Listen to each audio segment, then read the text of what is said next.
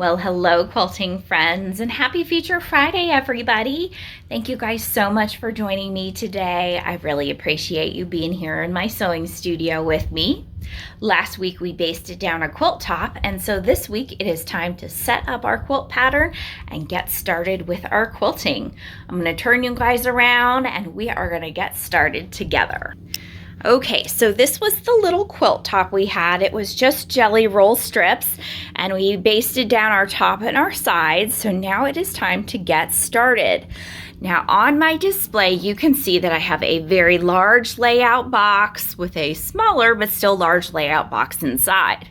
The very large one is my safe area, and that is my entire quilt frame because I don't know if I'm going to get to stitch the whole thing out today.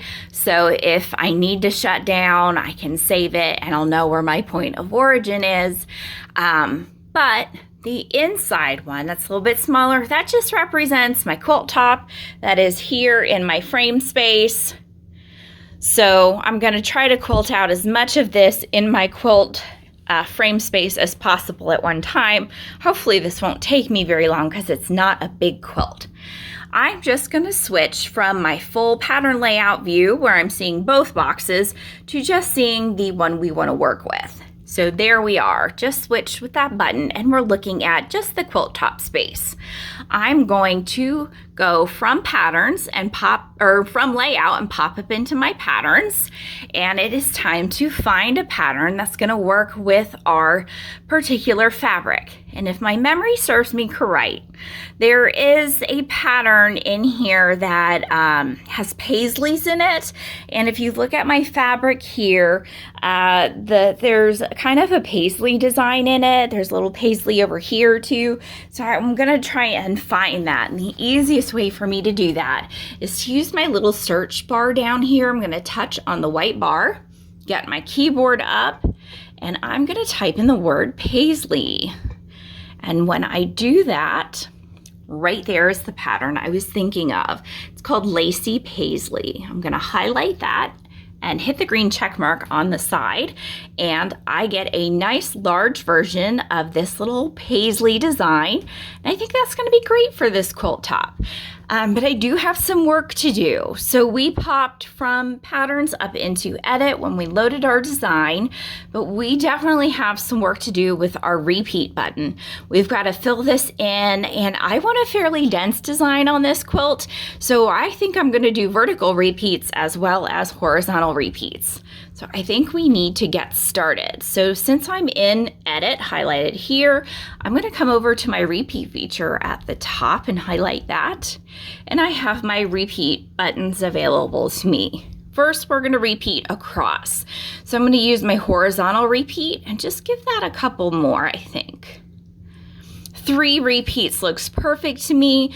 I've gone outside of my layout space, which is fine. We can fix that in scale and kind of move that in a little bit, but I think that'll be okay. And now I want to go down vertically, and I want to give it another row because I want to really pack this design in and get more paisleys in there. So I'm going to give it 1 vertical repeat. And now we've got 2 rows worth of paisley design. But as I'm looking at this, I don't know if you guys can see it as well as I can, but between row number 1 and row number 2, we've got a good gap in here. So I think we need to close that gap. And to do that, we're going to do that with our spacing. So we've got spacing here, and we can change that horizontally, which would change it between repeats going across, which we don't need to adjust. That looks good.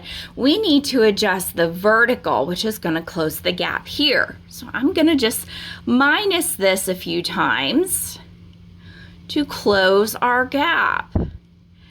And there, that looks pretty good. Now it looks a little bit more cohesive. And if you were to just draw this out, it would look like you put your pencil on the paper and it just kept on going.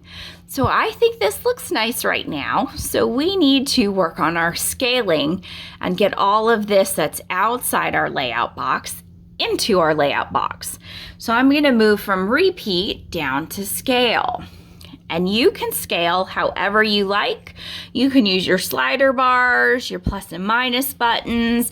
You can touch and use your blue nodes to scale it in. But you know, I've got my auto scale feature, so I am just gonna touch auto scale and let that happen.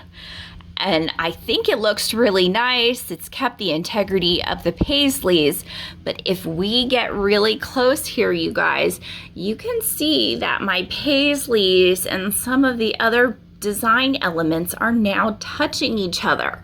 So when I scaled, that changed the design enough where my spacing's now off. Don't worry, all we have to do is pop back up into repeat. I'm gonna back off some of our spacing, so I'm gonna give it a little bit more spacing. So I'll back off. I was at negative 0.5, now I'm at negative 0.3. I'm gonna go back into auto scale and do that again. And now that I've rescaled with the spacing change, it looks good. My paisley's not touching that leafy part anymore. Nothing in the design is touching itself. It still looks very cohesive. So I think we can move on from here. Everything's in my layout box. The design looks great and we're gonna go. Now you can see I've got a start and a stop point and a start and a stop point. And there is a long dotted purple line there. That just means that I'm going to start here. It's going to stitch out my first row. It's going to stop here.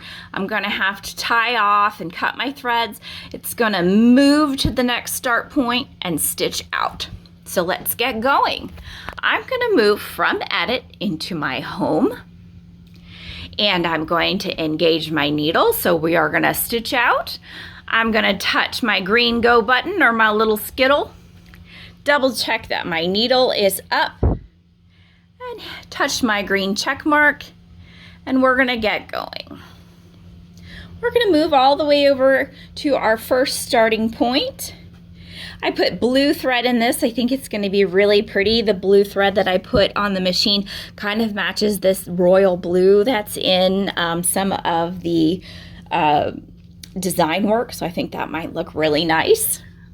And I'm gonna do a single stitch, hit my check mark, pull up my bobbin thread. Now I've got both of them. Touch my check mark. We're gonna center back into place and cycle the needle and touch that check mark again. I'm gonna turn the stitching on my long arm and touch the check mark. And off we go. And I'm gonna go ahead and let this stitch out, and I'll come back to y'all in just a few minutes. So here we are at the end of our first row. It's been having me shut my machine off, cycle my needle. It wants me to cut my thread, so I'm gonna pull my machine back and back forward, bring out my bobbin thread. Y'all know this is so hard for me to do one-handed, but I am gonna try to make it happen. And once I cut my bobbin thread here, I got it. I think I got it. There we go. I am going to touch the check mark here on the screen, and my machine is going to travel on its own back to the starting point of the second row of stitching. And then we'll bring our bobbin thread up to the surface again, and it's gonna start the next row. So we just do the two rows separately, but because we nested them so well when we were doing our spacing, it's gonna look really cohesive. So it wants me to do my single stitch. I'll touch my check mark. I'm gonna pull my bobbin thread up to the surface. So now I've got both here. We'll recenter into place. There we are. And I will cycle my needle and touch my check mark. And we're gonna start our stitching again on our handlebar and touch our check mark. And our next row is going to take off and go. And I'll let this stitch for a little bit and we'll be back together in a minute. All right, everybody, we have gotten our first set of rows done, and I am so happy. I think it looks great, and you cannot tell one row from the next. I think it is pretty seamless looking here, but I can tell you, because we worked with it so much on the display, right here is that paisley. And this is that kind of leafy part that we're touching that we separated. And I think that turned out great. There's about 1/4 of an inch between the two rows. I think it looks really lovely. I think it goes well with our fabric. So I think we made the right choice here. I think it's time to move on and start now. Thank you guys so much for joining me today. I appreciate y'all being here. Thank you for going on this quilting journey with me. I hope y'all learned a little something today about using that spacing feature in your repeat function. Don't be afraid to use it to adjust your rows when you're doing horizontal and vertical repeats if you need to use it. Don't be shy. You've got the features. Give them a try. Thanks so much, and we'll see you guys soon.